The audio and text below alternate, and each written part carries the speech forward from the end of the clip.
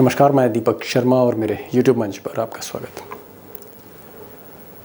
दोस्तों, इसे मोदी जी की बदकिस्मती कहिए या फिर वक्त का तकाजा कहिए कि मोदी जी ने जिन अफसरों को भ्रष्टाचार पर नकेल कसने की जिम्मेदारी दी थी, वही अफसर अब खुद भ्रष्टाचार में पकड़े जा रहे हैं। अब कहना तो नहीं चाहता, लेकिन सवाल उठता है कि क्या मोदी जी की पुलिस चोर है? सच्चाई यह है कि कुछ दिन पहले मोदी सरकार ने ईडी के कुछ ऑफिसर राजस्थान भेजे थे। मकसद था राजस्थान के मुख्यमंत्री अशोक गहलोत और उनके कुछ खास लोगों को भ्रष्टाचार के मामलों में दबोच लेना। लेकिन जमीनी सच क्या है? जमीनी सच यह है कि ईडी के ऑफिसर खुद जयपुर में लाखों रुपए की रिश्वत लेते हुए आज रंगे हाथ पकड़े गए जयपुर में ईडी के ऑफिसर। अब दोस्तों, अगर ईडी में घूसखोरी का ये इकलौता मामला होता तो बात दूसरी थी, लेकिन पर्दे के पीछे का सच ये है कि ईडी के दफ्तरों में भी, इस दौर में ईडी के दफ्तरों में भी नोट का खेल चल रहा है। कई ऐसे ऑफिसर हैं, ईडी के कई ऐसे ऑफिसर हैं जिन्हें साहब की ताकत मिली है, आशीर्वाद मिला हुआ है, लेकिन वो अंधाधुंध पैसे भी कमा रहे हैं। गिरफ्तारी के नाम पर पैसा लिया जा रहा है, छापे के नाम पर रिश्वत ली जा रही, घूस ली जा रही है, चार्जशीट में नाम आए ना आए इसे लेकर पैसा लिया जा रहा है। और ये बात मैं नहीं कह रहा, ये मेरे आरोप नहीं है, ये हाल फिलहाल में जो ईडी के ऑफिसर्स पर जो मुकदमे दर्ज हुए हैं या जो रंगे हाथ पकड़ लिए गए, वो मुकदमे बता रहे हैं। अब जैसे आज ही का मामला है, अब जो ये साहब हैं, ईडी ऑफिसर हैं नवल कुमार मीना, और कुछ लोग कहते हैं कि ये बाकायदा अपने को गुजरात लॉबी का आदमी बताते थे, जयपुर में इनकी तूती बोल रही थी, लेकिन आज 17 लाख रुपए की डील कर रहे थे। एक चिट फंड के मामले में एक मुख्य आरोपी को छोड़ने के लिए डील चल रही थी। 17 लाख पर डील फाइनलाइज हो रही थी, और तभी शायद जो एंटी करप्शन ब्यूरो है राजस्थान पुलिस का, अशोक गहलोत की पुलिस का, उसको ये खबर मिली।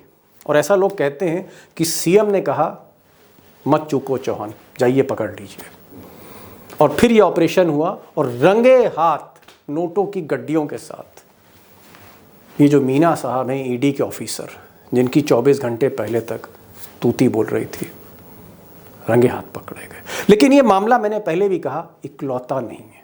कुछ दिन पहले करोड़ों रुपए की रिश्वत का कांड दिल्ली में हुआ था, एक 5 स्टार होटल में, और वो भी अपने को गुजरात के लिंक्स से जोड़ रहे थे। एक और ईडी के ऑफिसर, असिस्टेंट डायरेक्टर। अब ये जो साहब पवन खत्री हैं, असिस्टेंट डायरेक्टर ईडी, दिल्ली में पोस्टिंग, ये भी अपने को बहुत ताकतवर ऑफिसर बताते थे, और लोग कहते थे कि कई मंत्रियों का इनकी पीठ पर हाथ है। अब मोदी जी और अमित शाह के निर्देशों पर खत्री साहब जो हैं, वो इंडिया अलायंस के नेताओं पर छापे मार रहे थे। कई नेताओं को जेल भी भेजा, जिनमें से एक मनीष सिसोदिया है। लेकिन पर्दे के पीछे खत्री साहब के भी खेल निराले थे। दरअसल ये 5 सितारा होटलों में बैठकर डील्स कर रहे थे, किसको छोड़ना है, किसको पकड़ना है। 5 करोड़ रुपए की डील में खत्री साहब भी रंगे हाथ पकड़े गए।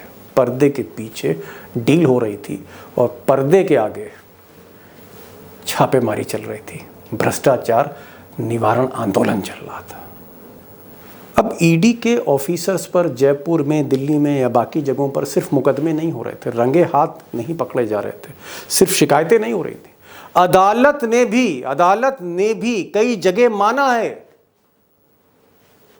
कि ये अधिकारी एक्सटॉर्शन कर रहे थे, वसूली कर रहे थे, उगाही कर रहे थे, डरा धमका कर, ईडी का नाम बताकर। उसमें से एक मामला जो है वो कुछ महीने पहले, यूँ कहें 5-6 महीने पहले, मार्च का इसी साल का, बेंगलोर का, और बेंगलोर की एक अदालत ने ललित बजाज, ये भी ईडी के ऑफिसर थे, बाकायदा इनको दोषी पाया प्रथम दृष्टया। और ये इल्ज़ाम सही पाया कि वो वसूली कर रहे थे कई प्राइवेट कंपनियों के डायरेक्टर से फ़ोन पर डरा के धमका के, ईडी का रौब जता के वसूली चल रही थी, एक्सटॉर्शन चल रहा था। अब दोस्तों ये जो लिस्ट है भ्रष्टाचारियों की ईडी में, ये लंबी लिस्ट है और मुझे लगता है कि पूरी लिस्ट में एक एक नाम बताते बताते बहुत समय लग जाएगा। सवाल यहाँ पर यही है, वो चाहे दिल्ली का ऑफिस हो, वो चाहे बम्बई का ऑफिस हो, वो चाहे बेंगलोर का ऑफिस हो, जयपुर का ऑफिस हो, मैंने कई मामले आपके सामने रखे हैं। कोई करोड़ों रुपए की रिश्वत ले रहा है, कोई एक्सटॉर्शन कर रहा है, कोई गिरफ्तारी और छापे की भी डील कर रहा है। सवाल इस बात का है कि ये जो इंस्पेक्टर हैं या जो असिस्टेंट डायरेक्टर हैं जो रंगे हाथ पकड़े गए, क्या पैसा ऊपर तक जाता है? ये जो वसूली हो रही है, ये जो एक्सटॉर्शन हो रहा है, क्या पैसा ऊपर तक जाता है? इस पर भी मैं आऊँगा। टाइगर से सवाल मुझे आज पूछना है। अब दोस्तों ये बात सही है कि कांग्रेस के इस एक्सपीरियंस, इस तजुर्बेकार मुख्यमंत्री ने, जिसके पास दशकों का तजुर्बा है, इसने आज अमित शाह को बता दिया और मोदी को बता दिया कि पुलिस आपकी भी चोर है और पकड़ के दिखाया, एग्जाम्पल दिया। रंगे हाथ पैसों के साथ, नोटों की गड्डियों के साथ अशोक गहलोत ने मोदी सरकार की ईडी को पकड़ा है जयपुर में, नोट सामने दिखाए गए। सवाल इस बात का है कि अगर ईडी में डील हो रही थी, अगर ईडी में पैसों का खेल चल रहा था, तो क्या ये बात अमित शाह को नहीं मालूम थी? क्या ये बात इंटेलिजेंस ब्यूरो को नहीं मालूम थी? क्या जो लोग निगरानी रखते हैं वित्त मंत्रालय के, गृह मंत्रालय के, प्रधानमंत्री कार्यालय के, कैबिनेट सेक्रेटरी के, या फिर राष्ट्रीय सुरक्षा सलाहकार, नेशनल सिक्योरिटी एडवाइजर डभाल साहब, जो मोदी जी के सबसे बड़े जासूस, ये क्यों नहीं पकड़ पाए इस करप्शन को, जो करप्शन ईडी में चल रहा था? एक तरफ आप ईडी को भ्रष्टाचार से लड़ने की तलवार दे रहे हैं और दूसरी तरफ ईडी में खुद ऐसे अधिकारी हैं जो दूसरों की जेब काट रहे हैं, जेब में से पैसा निकाल रहे हैं।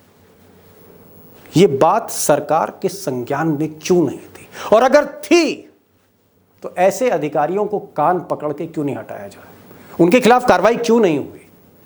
बड़ा सवाल है। और मुझे लगता है कि बात सिर्फ ये नहीं है कि अशोक गहलोत ने हवा निकाल दी, इंडिया अलायंस को एक बड़ा मुद्दा मिल गया चुनाव का कि मोदी जी की ईडी के ये हाल है।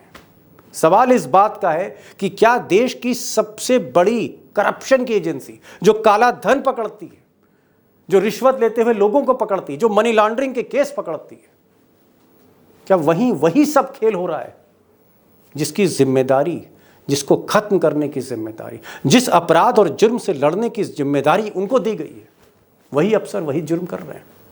मुझे लगता है कि अशोक वानखेड़े टाइगर से मैं आज कई सवाल पूछने जा रहा हूँ और मेरी आपसे गुजारिश है, इसको गौर से देखिएगा क्योंकि ये बड़ा मुद्दा है। ईडी मोदी की नहीं है, अमित शाह की नहीं, ईडी हमारी भी है, ईडी आपकी भी है। ईडी में ऐसा नहीं होना चाहिए। टाइगर, पहला सवाल ये है कि एक तरफ मोदी जी ईडी के थ्रू, ईडी के जरिए इस देश में भ्रष्टाचार पर नकेल कस रहे हैं।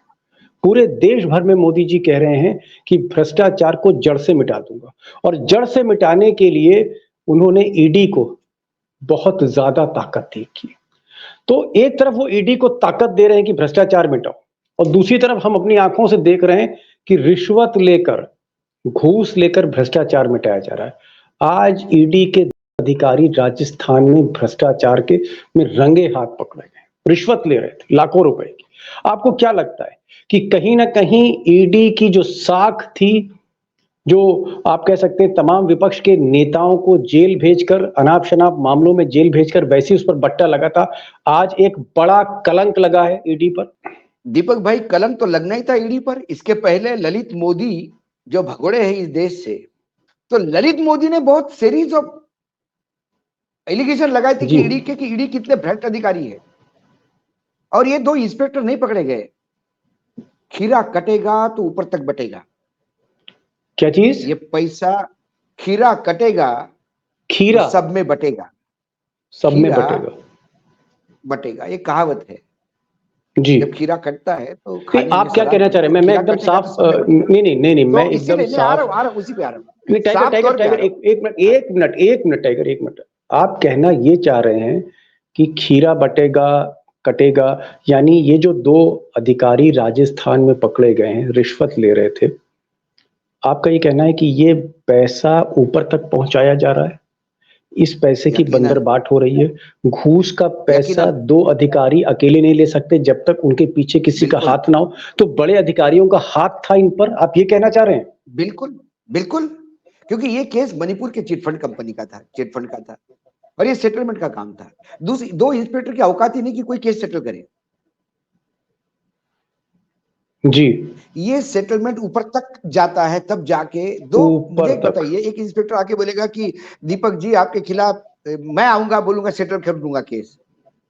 मेरी क्या औकात है कि मैं ईडी का केस सेटल करूं? जब तक मेरे ईडी में सोर्सेस नहीं है, जब तक मैं ईडी के बड़े लोगों को नहीं जानता जो इतने ताकतवर है कि जो केस को रफा दफा कर सकते हैं। ईडी का केस इतने जल्दी रफा दफा नहीं होता क्योंकि ईडी क्लोजर रिपोर्ट नहीं लगा सकती। क्लोजर रिपोर्ट सीबीआई लगाती है, इनकम टैक्स लगाती है। ईडी को केस अपना क्लियर कोर्ट से ही करवाना होता है, इस पर या उस पर। जी। तो क्या टाइगर, यहाँ कमजोर पर केस एक बनाने चीज। का प्रयास? तो ये ऊपर तक का मामला है, ऊपर तक का मामला जी। है। और जो आप क्या सवाल टाइगर। पूछेंगे उसका जवाब मैं पहले देता हूं, पहले दे रहा हूं, मुझे 1 मिनट दीजिए। आप मुझे बताइए ईडी क्या गलत कर रही है?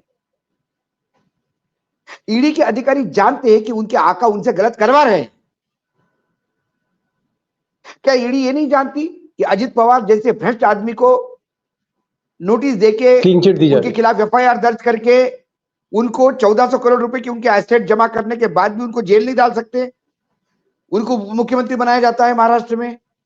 तब ईडी की मेहनत क्या, उस अधिकारी क्या फेस होगा, उस अधिकारी का चेहरा होगा कि जिसने संपत्ति जब्त की होगी, जिसने अजित पवार के साथ इंटरोगेशन किया होगा। आज अजित पवार की गाड़ी लाल दिए के सामने सायरन बजाती हुई निकल जाती है और ईडी का अधिकारी सर खुजाता रहता है। अरे जब आप इतना सारा कांड हमसे करवाते हो तो थोड़ा बहुत हमने अपने लिए भी किया तो क्या हुआ? भाई गंगा का पानी लाने के लिए बोल रहा तो किसी ने 2 घूंट पी लिया गंगा का पानी, तो आप इसको क्यों जिम्मेदार मान रहे हैं?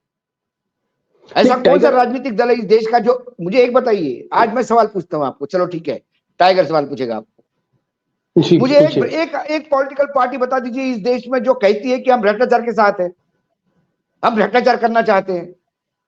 एक पॉलिटिकल पार्टी बताइए, और मुझे एक पॉलिटिकल पार्टी बताइए जो भ्रष्ट नहीं है। हाँ, पैसा तो सभी लेते हैं। ये शगुफा हो गया है चुनाव में लोगों को मूर्ख बनाने का। प्रधानमंत्री भ्रष्टाचार के खिलाफ लड़ाई लड़ते हैं और भ्रष्टाचारियों को गले लगाते हैं। वो तो मेरी ईमानदारी की तपिश से कोई भ्रष्टाचारी मेरे पास में नहीं बैठ सकता। अरे आपके कैबिनेट में नारायण राणे बैठे हुए हैं, क्या कैबिनेट बिठाते के समय क्या वो दूर डिस्टेंस में बैठते हैं क्या? जी। हेमंता, जिसके भ्रष्टाचार के लिए 1 महीने तक सदन नहीं चलने दिया वो बीजेपी वालों ने, आसाम में आज मुख्यमंत्री है आपके। शिंदे। तो आप ईडी के अधिकारियों को क्यों कहते हैं? ये तो बहुत छोटा प्लेयर है बेचारा। 15 लाख में से 2 लाख उसके नसीब में होंगे, बाकी ऊपर देने होंगे। आप समझ गए, आप एक तरफ ये कह रहे हैं टाइगर, 2 बातें आपने कही। एक तो आपने ये कहा कि मोदी जी की जो भ्रष्टाचार जड़ से मिटाने की नीति है वो खोखली है, क्योंकि मोदी जी ने ऐसे लोगों को डिप्टी चीफ मिनिस्टर या चीफ मिनिस्टर बना दिया जिन पर करप्शन के बड़े सीरियस केसेस थे, उनको मोदी जी ने इग्नोर किया। दूसरा आपका ये कहना है कि ईडी के जो 2 अधिकारी पकड़े गए हैं, रंगे हाथ पकड़े गए हैं, ये अधिकारी इकलौते नहीं हैं, ये अपवाद नहीं है, ये एक्सेप्शन नहीं है, यानी कहीं ना कहीं इनके पीछे भी अधिकारी हैं, यानी पैसा ऊपर तक पहुंचाया जा रहा है। और शायद तीसरी बात आपने ये कही कि अगर आपने गंगा से पानी लाने को कहा तो 2 घूंट हमने भी पी लिए। अगर आप खेल कर रहे हो, आप डीलिंग कर रहे हो, आप बार्गेन हेमंत सोरेन के साथ कर रहे हो, आपकी बार्गेन जो है केसीआर के साथ चल रही है ईडी के केसेस पे, आपने अजीत पवार के साथ बार्गेन करी, आपने शिवसेना पार्टी को तोड़ा, तो अगर आप बार्गेन कर रहे हो तो इन्वेस्टिगेटिंग ऑफिसर ने भी बार्गेन कर ली, अधिकारियों ने भी बार्गेन कर ली जो केस जिनके हाथ में थे। लेकिन यहां से एक बड़ा सवाल ये, आपको लगता है कि अशोक गहलोत की पुलिस ने, एंटी करप्शन ब्यूरो ने हिम्मत दिखाई और हिम्मत दिखा के उन्होंने सेंट्रल एजेंसी के अधिकारियों को रंगे हाथ पकड़ा? क्या आपको लगता है कि अशोक गहलोत ने मैसेज दिया है मोदी को? कि अगर आप भ्रष्टाचार की बात कर रहे हैं तो पहले दामन अपना भी देख लीजिए। क्या ये मैसेज है अशोक गहलोत का कहीं ना कहीं मोदी को और अमित शाह को? What is this message from Jaipur? Jaipur का मैसेज है कि राज्य सरकार को कमजोर मत समझिएगा। राज्य सरकार का अपना अधिकार क्षेत्र है। राज्य सरकार भी चुनी हुई राज्य सरकार है, जहां जनता ने चुन के दिया है। कोई ईडी के चक्कर में हाका लगा लगा के सरकार बदलवा के अशोक गहलोत नहीं बैठे इस सीट पे। जहां जहां विपक्ष की सरकार है, सीधा जनता से चुन के आई है। लेकिन क्या ये दावा महाराष्ट्र की सरकार या मध्य प्रदेश की सरकार कर सकती है? कम से कम विपक्ष में इतनी तो नैतिकता है कि सत्ता में भी आते हैं तो बैलेट बॉक्स थ्रू आते हैं। ईडी से हाका लगवा के डर के गन पॉइंट पे ईडी के नहीं लेते लोगों को अपने साथ। आपको टाइगर लगता है कि अब झारखंड में हेमंत सोरेन को ईडी घेर रही है, तो क्या झारखंड में भी घूस लेते किसी ईडी के अफसर को पकड़ा जा सकता है? क्या बंगाल में ममता बनर्जी को की घेराबंदी हो रही है, अभिषेक बनर्जी, क्या वहां पर बंगाल में रंगे हाथ कोई पकड़ा जाएगा? क्या एक सिलसिले की शुरुआत कर दी है अशोक गहलोत ने? मैं ये कह रहा हूं, क्या ईडी के अफसरों पर पहली बार बहुत दबाव होगा? अब उनको फूक फूक कर चलना होगा कि भैया अगर करप्शन पे लड़ाई लड़नी है तो पहले अपना दामन भी साफ करो, अपने गिरेबान में झांक के देखो, और किसी राज्य में किसी को पकड़ने जा रहे हो तो तुम भी पकड़े जा सकते हो। क्या आपको लगता है आज अशोक गहलोत राजस्थान के मुख्यमंत्री, जिनके बेटे से ईडी ने पूछताछ की थी 2 दिन पहले, क्या अशोक गहलोत ने मैसेज दे दिया है? अशोक गहलोत ने मैसेज दे दिया, एक राज्य सरकारों ने मैसेज दे दिया। ये अशोक गहलोत एक नहीं है। देखिए ये पैटर्न देखिए, आप पैटर्न देखिए। पहले ईडी प्रताड़ित करती थी, प्रताड़ित होते थे लोग। शरद पवार ने ईडी के नोटिस का जवाब बोला कि तुम जिस दिन बुलाओगे, वो कब बुलाओगे मुझे पता नहीं, मैं पहले ही पहुंच रहा हूं, जो करना सो कर लो, अब भी आता हूं मैं, चलो। जब सिल्वर ओक से हजारों के तादाद में लोग मिले तो ये सब नतमस्तक हो गए, नहीं थे, नहीं सब, आप आओ मत, आप आपका नोटिस वापस लेते हैं। उसके बाद अभिषेक बनर्जी ने बोला जाओ, मैं नहीं आता, मैं जा रहा हूं दिल्ली धरने पे। हेमंत सोरेन ने भी कह दिया 5-5 समन थे। जब भी कोई पॉलिटिकल इवेंट होता है, मुझे जाना होता है, आप ईडी का समझ भेजते हो। हेमंत सोरेन ने कहा कि क्या है ईडी, नहीं जाऊंगा, जा। हाई कोर्ट गए, सुप्रीम कोर्ट गए, फिर हाई कोर्ट गए, चौथा समन से हेमंत सोरेन को। आज केजरीवाल ने बोला, लेटर भेज दिया। अरे किस लिए बुलाते हो मुझे, ये तो बताओ, विटनेस बुला रहे हो कि मुजरिम? मुख्यमंत्री अरविंद केजरीवाल एक भारतीय नागरिक या आम आदमी पार्टी का कन्वीनर, किस हैसियत से बुला रहे हो मुझे, बताइए। और आप कैसे बुला रहे हैं मुझे बुलाने के पहले लीक हो जाता है समन्स। बीजेपी के नेता दोपहर को ही बोलना शुरू हो जाते कि ईडी बुला रहा है इनको। राजनीतिक खेल रहे हो क्या मेरे साथ? मैं सिंगरौली जा रहा हूं, जो करना सो कर लो। वो निकल गए सिंगरौली। अब ये दूसरा पैटर्न चालू हो गया। दूसरा पैटर्न ये चालू हो गया कि राज्य सरकारों के पास भी अधिकार है।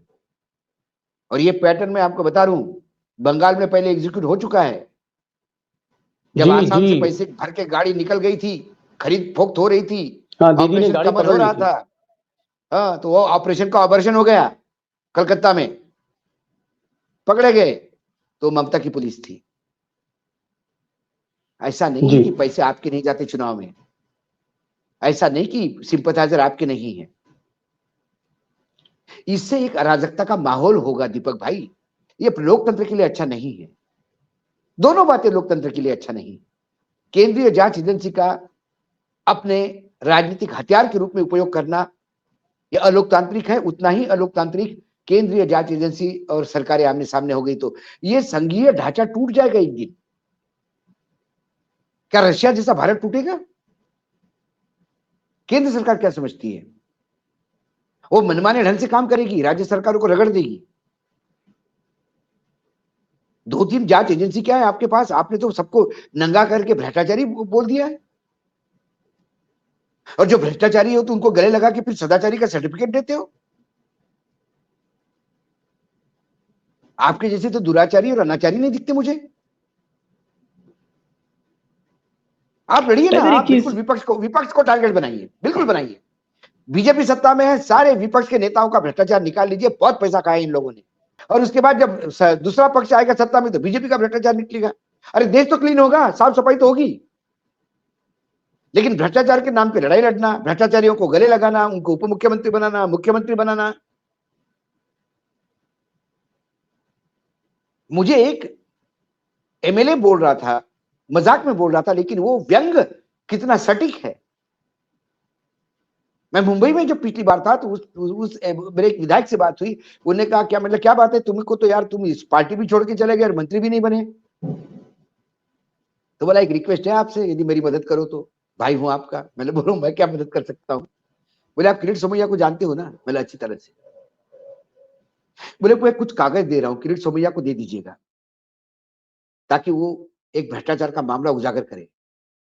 मैंने किसके कागज है बताओ? बोले मेरे ही कागज है खुद के। मैंने तुम्हारे कागज, तुम खुद भ्रष्टाचार उजागर करना चाहते हो? अरे बोले जब तक मैं भ्रष्टाचार उजागर नहीं होऊंगा तब तक मंत्री नहीं बनूंगा। महाराष्ट्र में मंत्री बनने का क्वालिफिकेशन ही भ्रष्टाचारी होना जरूरी है। भ्रष्टाचारी होना चाहिए। अजित पवार, सुनील तटकरे, छगन भुजबल, प्रफुल्ल पटेल, हसन मुशर्रफ कैबिनेट मंत्री जी, नारायण राणे केंद्र में कैबिनेट मंत्री। उसने ये व्यंग कहा, लेकिन ये लोकतंत्र का एक ऐसा चेहरा है जिससे देख के पीड़ा होती है। 75 साल का देश हो गया है हमारा, अमृत महोत्सव मना रहे हैं हम। ये अमृत महोत्सव में ये दे रहे हैं देश को, ये गिफ्ट मिल रहा है देश को। राज्य केंद्र के खिलाफ लड़ेगा, केंद्र राज्य के खिलाफ लड़ेगा। कमलनाथ के यहाँ ईडी पहुंच गई थी तो सीआरपीएफ के जवान पहुंचे और उधर कमलनाथ की मध्य प्रदेश पुलिस सामने बंदूकें तान के खड़ी थी। लग रहा था गृह उद्योग हो जाएगा। टाइगर, क्या आप ये कहना चाह रहे हैं कि अगर कोई सरकार, मैं मोदी और अमित शाह की बात नहीं कर रहा हूं, कोई भी सरकार अगर ईडी से, सीबीआई से गलत काम करवाती है, नाजायज काम कराती है, अपना राजनीतिक बदला लेती है उनके जरिए, तो क्या उस एजेंसी के लोगों में भी भ्रष्टाचार आ जाएगा? क्या उस एजेंसी को अगर आप पॉलिटिसाइज्ड कर रहे हैं, आप उसका राजनीतिकरण कर रहे हैं, तो ये दुष्परिणाम आज हमें देखने को मिला कि वो ईडी के अफसर जिनको संविधान ने ताकत दी है कि आप काला धन पकड़िए, आप भ्रष्टाचार का पैसा पकड़िए, आप घूस का पैसा पकड़िए, वो खुद घूस लेने लगे। बिल्कुल, खुद घूस। ये मोदी जी का राज है। आप सीबीआई में जब ऑफिसर बनते हो, आप जब रिक्रूटमेंट आपका ईडी में होता है, तो आपको पता है आपको किस लिए रिक्रूटमेंट कर रहा है। आप इस देश की गंदगी साफ करने के लिए आए। एक जज्बे के साथ आदमी नौकरी करता है, लेकिन जैसे ही नौकरी करने लगता है ऊपर से खबर आता है। आप सिंपल सी बात बताओ, आप एक संपादक बन गए हो एक चैनल के, और मालिक हर तीसरे दिन आपको बोले ये खबर रोको, वो बिल्डर है, मेरा दोस्त है, उसने मुझे पैसे दिए, अरे इस नेता के खिलाफ खबर मत चलाओ, उनने अभी 2 करोड़ रुपए पहुंचाए। तो एक दिन आप क्या करोगे, कोई खबर का डील आपके थ्रू ही हो जाएगा जी। कोई एमएलए आपको मिलेगा कि 2 लाख रुपए देता हूं मेरी खबर रोक दोगे आप। तो मैं आपको दोषी नहीं मानता जी। आप तो ईमानदारी से खबरें कर रहे थे, जब आपके मालिक ने ही आपको बेच दिया तो फिर उसने थोड़ा बहुत कर लिया तो क्या कर लिया, उसने तो बहुत ही कुछ, आटे में नमक है। आप तो नमक का आटा गूंथ रहे हो दिल्ली में बैठ के। टाइगर, लास्ट क्वेश्चन, क्या आपको लगता है जिस तरह पूरे देश में, चाहे सुप्रीम कोर्ट हो, चाहे मीडिया हो, चाहे सोशल मीडिया हो, हर जगह ईडी ईडी ईडी ईडी ही हेडलाइन होती है, क्या जिस तरह से अशोक गहलोत ने ऑपरेशन ईडी कर दिया और ईडी के 2 अधिकारियों को रिश्वत लेते पकड़ लिया, आपको लगता है कि चुनाव में ये मुद्दा बनेगा? ईडी की कलई खुल गई है और ये इलेक्शन में ईडी की साख की, मोदी के ऑपरेशन जेल की हवा निकाल देगा? आज की जो घटना है, लास्ट क्वेश्चन। बिल्कुल बिल्कुल हवा निकाल देगा। ईडी के एक्शन पे वैसे भी क्रेडिबिलिटी खत्म हो गई थी। ईडी एक्शन लेता था तो लोग कहते थे आदमी भ्रष्ट नहीं होगा, ये मोदी को भारी पड़ रहा है, इसलिए ईडी को भेजा। अब ये मोदी और अमित शाह से भी निपट नहीं रहा है, बड़ा हो गया है ये, उसके क्रेडेंशियल ताकत के बढ़ जाते हैं यदि किसी के यहां ईडी की रेड पड़ती है तो। भाई ब्रह्मास्त्र आप तभी यूज करते हो जब कोई अस्त्र नहीं चलता, अंतिम स्रोत है कि बस अब युद्ध हार रहे तो फिर ब्रह्मास्त्र चला दो। तो जब ब्रह्मास्त्र चला तो इसका मतलब आगे वाला तो अच्छे बलन का आदमी है, ताकतवर आदमी है। भ्रष्टाचार, ये ईडी के अरेस्ट होने पे कोई किसी को भ्रष्ट नहीं मानता इस देश में। ये सारे लोग जान चुके हैं 2014 के बाद जो हिसाब से ईडी काम कर रही है। रही बात ईडी की भ्रष्ट होने की, अब तो ये और हास्यास्पद हो गया। भ्रष्टाचारी ही भ्रष्टाचार उजागर करने की बात करता है। जी। पहले एक जांच एजेंसी भ्रष्टाचार उजागर करके अपने आकाओं के लिए माल लेके जाता है थाली में सजा के, 15 एमएलए लाए हूं हुजूर जमा कर दो खाते में। जी। अभी जो एमएलए लेके जाने वाला है थाली में, ये खुद भ्रष्ट है, ये पता पड़ गया। उसके भी खुद पॉकेट से भ्रष्ट। 2-4 एमएलए मुंडा निकल के बोलता है, सर मैं तो इनके पॉकेट में हूं, जरा मुझे भी ऊपर की नहीं, थाली में डाल आपने दीजिए। टाइगर बहुत बहुत बड़ी बात कही। आपने कहा कि जिनके ऊपर, जिनके कंधों पे जिम्मेदारी है कि वो देश के भ्रष्टाचार को खत्म करें, दरअसल वही भ्रष्ट है। और आज जिस तरह से ईडी दीपक, के अधिकारी रंगे हाथ पकड़े गए। जी हाँ, हाँ। मैं ईडी में भी बहुत सारे मित्र हैं मेरे, मैं जानता हूँ ईडी के कई अधिकारियों को, ईमानदार अधिकारियों को जानता हूँ। मैं आज वो वक्त फिल्म का बी.आर. चोपड़ा के डायलॉग आपको दर्शकों को बताना चाहता हूँ। राजकुमार चिनाई शेठ को कहता है, चिनाई शेठ, जो लोग शीशे के घर में रहते हैं वो दूसरे के घर में पत्थर नहीं फेंकते। जी, नहीं मैं समझ गया। ये समझने के लिए काफी शीशे है। शीशे के घर में ईडी है, और जिस ईडी पर मोदी जी और अमित शाह निर्भर थे, वो घर शीशे का निकला। लेकिन अभी भी आप कह सकते हैं कि ये विडंबना देखिए कि मोदी हो, अमित शाह हो, पत्थर फेंक रहे हैं। आज शायद उनको यकीन हो जाएगा कि उनका घर, ईडी का घर, जिससे वो पथराव करा रहे थे विपक्ष पे, वो खुद शीशे का है। और एक आईना दिखाने की आज कोशिश विपक्ष ने मोदी जी को करी। एक बड़ी खबर है, और मैं तो सिर्फ ये कहूंगा दर्शकों से कि ईडी अपने ही देश की एजेंसी है, अपने देश की जांच एजेंसी, हमारे आपके टैक्स के पैसे से चलती है। और अगर ईडी को इस तरह से करप्ट कर दिया जाएगा तो ये देश के लिए अच्छा नहीं है। तो मैं आज टाइगर आपसे यही इस नोट पे विदा लूंगा कि हम यही चाहते हैं कि ईडी में ईमानदार अधिकारियों को तरजीह दी जाए, और इस तरह के बेईमान जो हैं वो बजाय अशोक गहलोत के मोदी जी को पकड़ने चाहिए, अमित शाह को ऐसे बेईमान अधिकारियों को पकड़ना चाहिए। नहीं नहीं नहीं नहीं नहीं, वो बेईमानों को पकड़ने के लिए नैतिकता चाहिए। बेईमानी का काम आप उनसे करवाते हो और आप उसको ईमानदारी सिखाते हो, वो लोग हंसेंगे। जी दीपक भाई, मैं मेरे बेटे को कहता हूं कि बोल दे फोन पे पापा बाथरूम में है, मैं उसे झूठ बुलवाता हूं। अगली बार बेटा मुझसे झूठ बोलता है, मैं उसको लपड़ मारने का नैतिक अधिकार मुझे नहीं है, क्योंकि झूठ बोलना मैंने सिखाया। बड़ी बात कही, बड़ी बात कही आपने कि नैतिक अधिकार गुजरात लॉबी के पास आज नहीं है, क्योंकि जिस तरह के काम ईडी से लिए जा रहे हैं, सीबीआई से लिए जा रहे हैं, आज अशोक गहलोत ने कहीं ना कहीं उसकी चीर फाड़ करके बता दिया कि अंदर ईडी के क्या है। टाइगर आप आए और जिस बेबाकी से आपने बातें रखी, आपका बहुत बहुत शुक्रिया। और जिस तरह से आप समझाते हैं, दोस्तों के बहुत से हमारे पास जवाब आते हैं, और हमेशा वो यही कहते हैं कि कम से कम एक आदमी हिंदुस्तान में, एक रिपोर्टर है, एक पत्रकार है जो हिम्मत करके इस दौर में आज भी सच बोल रहा है। Thank you so much sir for coming to this programme.